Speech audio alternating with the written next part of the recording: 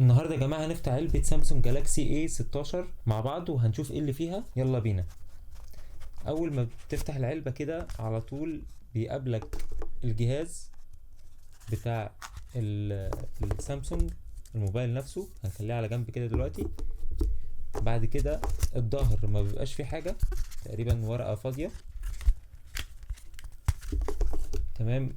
بعد كده بنلاقي فوق كده هنا العلبه دي اللي بيجي معاها الدبوس عشان يفتح مكان الخط، بتتفتح من هنا، من هنا كده. جواها بيبقى الكابل السامسونج، طبعا الكابل ده تايب سي لتايب سي، وجواه الكتالوج بتاع الموبايل.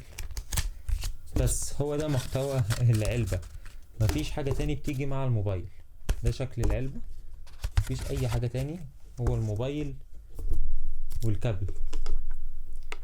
نيجي نفتح بقى الموبايل من هنا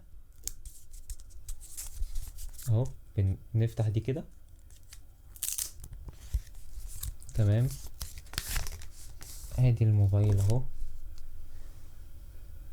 الموبايل سامسونج جالاكسي A16.